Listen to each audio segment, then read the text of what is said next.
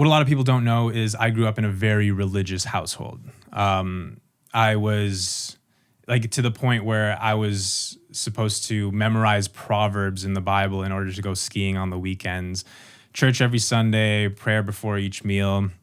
Very God-focused family, you know? And my whole life, I was told that this life doesn't actually matter that much, you know? This life isn't the special life. The special one is the one that comes after this life, because you get to live for eternity in that one, bro. This one's just like a small little taste of life, but afterwards you get to live forever, constant bliss. It's gonna be a fucking party, you know? It's gonna be great. And I was taught that it's what you do in this life that matters in order to get you into that next life of eternity. And I grew up in this culture that basically, it didn't force me to have these beliefs, but it really encouraged me to take on these beliefs, the beliefs of all the people around me, the church, my parents, my family. Yeah, because there's a lot on the line. Totally. And, in that culture, I was shown what happens when you stray. If you start to believe in science or you start to believe other things, then you start to be seen as an outcast within that culture, within that community. And you start to be seen as someone that's lost, right? And growing up in this culture, I didn't want to be seen as someone that's lost. I didn't want to lose friendships or relationships with the people that I grew up with because I'm, pursuing a different belief or even just being open to different beliefs. Yeah. But it was at the time when my brother had passed that, I was really shook. I was really just slapped in the face. It was that event that opened my eyes to other possibilities, and it was from there that I began to, be a little bit more open-minded to other beliefs and other ways of life. I started to travel a lot more. I traveled a ton. I traveled for 3, 4, maybe almost 5 years straight. I didn't really have a home. I was constantly bouncing back and forth between countries, doing different jobs and whatnot, but learning a lot in the process. And it took me a while to get to a neutral place where I kind of was able to, shed those beliefs that were kind of forced upon me as a child, and just get to a neutral place where I could develop my beliefs by myself, This idea of an afterlife, I haven't personally found any logic within my experience in this life that tells me that heaven is a real concept. The conclusion that I've come to personally, and I'm not saying that I have all the answers, but this is my answer right now.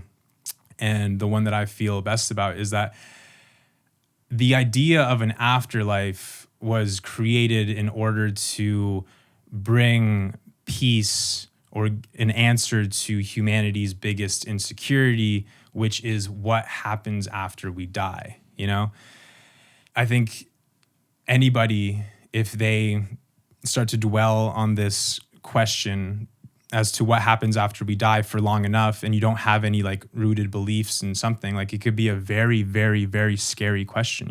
Everything that you are can one day just disappear. That's terrifying to think about, So I think the idea of an afterlife was created or implemented in society in order to give people an answer, give society an answer, and to bring peace to that insecurity. And I think that was really important in the evolution of humanity, in order for us to get to where we are now, and in order for society to be able to function, as a whole.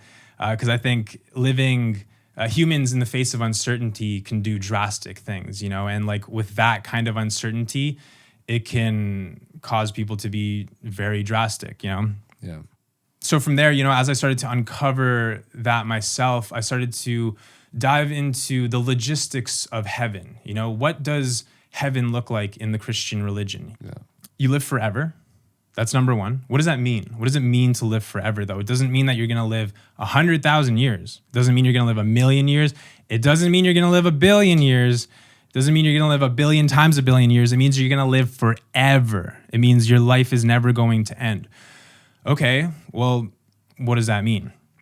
Also, you're going to have your loved ones around you, right? You're going to have the people that also believe the same faith with you there.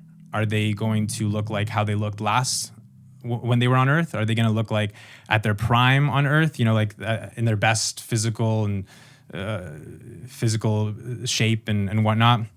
Or are they just going to be, floating souls that are around you? And, is there no longer going to be any arguments? Is like heaven is this place where everything is just perfect and everyone lives in constant bliss. Are you not going to have any arguments with the people around you? Are you all just going to always be on the same page about everything? Are you just going to live in this constant bliss? And if so, does that mean that we no longer have any free will? So there's so many aspects of heaven that I felt like no one was really talking about or diving into the logistics of it. And actually in the Christian Bible, there's like an exact description of what heaven is supposed to be like, right? It's supposed to be this floating place made of gold.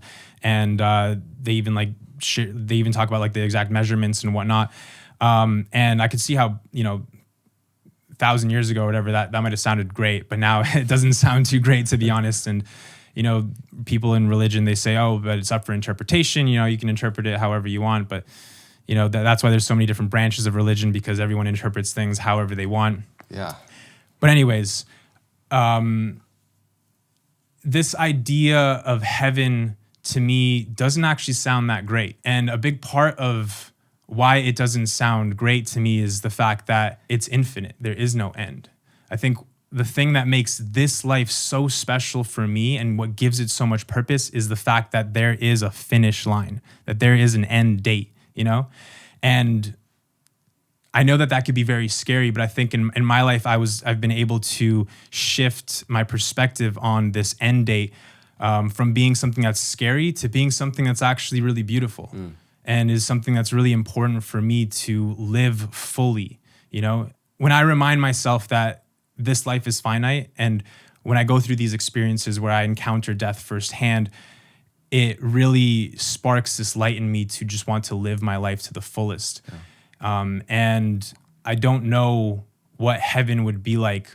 And, I know that if I had an unlimited amount of days ahead of me, then I wouldn't have the urgency to do something with my life tomorrow. I would just sleep in. I would, I wouldn't really do anything. Yeah, you could just do it the next day. Totally. And, a lot of people in my community, they ask, but like, don't you need to have like an answer? Like you're okay to live life without an answer as to what happens after this?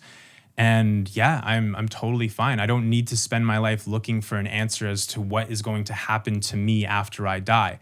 The way that I see it is that this opportunity right now, this state that I'm living in, this is heaven. Heaven isn't something that's after this life. Just the fact that I am alive right now, statistically, is like impossible, for me to live life, for me to experience emotions, to be able to experience love, connection with other human beings. This is a miracle in itself. Yeah. And I like to sit in the discomfort of knowing that this will come to an end because it makes me live fuller.